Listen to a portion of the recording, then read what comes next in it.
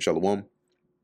First and foremost, I want to give all praises, honor, and glory to Yahweh, Bahasham Yahweh Shai, Bahasham Rakha Kodash. Double honors to the elders and the apostles of Great Millstone, and peace and blessings to the elect. And today we're going to go into the book of Psalms, the 16th chapter. Miktam of David. Preserve me, O God, for in thee do I put my trust. O my soul, thou hast said unto the Lord Yahweh, thou art my Lord. My goodness extendeth not to thee. Let's read that here in the NKJV. O my soul, you have said to the Lord, you are my Lord. My goodness is nothing apart from you. See that? So our goodness comes from the Lord. You don't have any goodness if it's not from the Lord. Verse 3, but to the saints that are in the earth, and to the excellent, in whom is all my delight. And who are the saints, right? Who are the excellent? The Lord's elect. Okay, the remnant, they're likened unto the excellent. The saints are the Israelites, but they're likened unto the excellent. Right, as it says, in whom is all my delight. Their sorrows shall be multiplied that hasten after another God. So those that go after another God, they go whoring after other gods, their sorrows are going to be multiplied. Okay, their drink offerings of blood will I not offer, nor take up their names into my lips. So David is saying here, I won't even associate, or mention these wicked, people that serve idols. Verse 5, the Lord Yahweh is the portion of mine inheritance, and of my cup thou maintainest my lot. See, so I'm gonna stay with the Lord, right? I'm gonna serve the Lord. I'm not gonna follow after any idols. I'm not gonna offer onto any idols. I'm gonna stay here within the bounds, okay, of the living God. Lord, you alone are my inheritance, my cup of blessing. You guard all that is mine. The lines are fallen onto me in pleasant places. Yea, I have a goodly heritage. And the lines are like the division, okay, of of his heritage, right? It says, the land you have given me is a pleasant land. What a wonderful inheritance. Verse 7, I will bless the Lord Yahweh who hath given me counsel. See, and that's what? Guidance. And now, how do we get the counsel? Through the word of the Lord, right? Of course, through the spirit of the Yahweh Ba'asham Yahweh Shai, first and foremost, but through his word, right? Through thy precepts I gain understanding. My reins also instruct me in the night seasons. It says here, I will bless the Lord who guides me.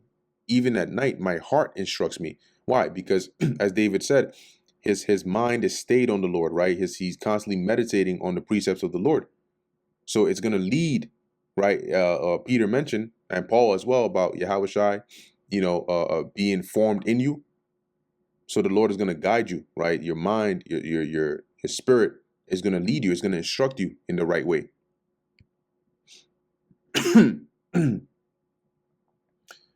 Verse 8, it says here, I have set the Lord Yahweh always before me, because he is at my right hand, I shall not be moved.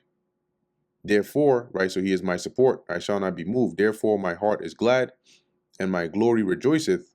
My flesh also shall rest in hope.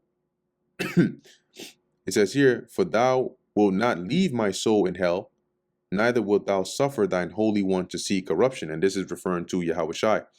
Okay, that's a prophecy concerning Yahweh Shai. And let's go there real quick. Let's go real quick to the book of Acts.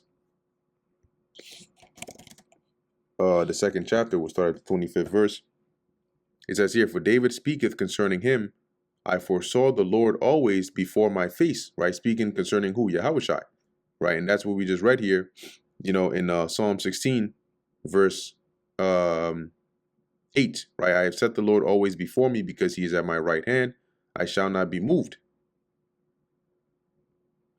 Right? It says here, let's move this. For he is on my right hand, that I should not be moved. See, that's and him being on your right hand is your support. Verse 26, therefore did my heart rejoice, and my tongue was glad. Moreover, also my flesh shall rest in hope. Is that not what we just read here? Therefore my heart is glad, and my glory rejoiceth. My flesh also shall rest in hope. See, and this was a prophecy concerning Yahweh Shai.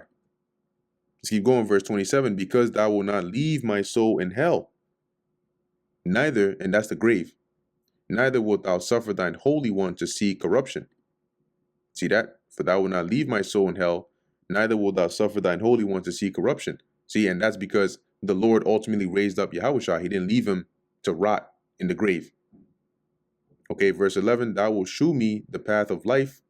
In thy presence is fullness of joy. At thy right hand there are pleasures forevermore. Okay, now real quick, let's go back to Acts. And now let's jump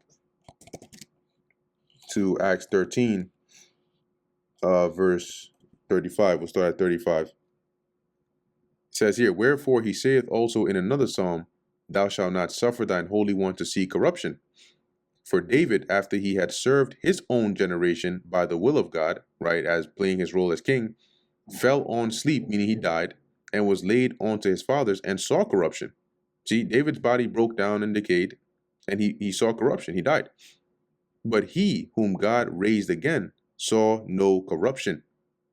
Okay, that's why it mentioned here.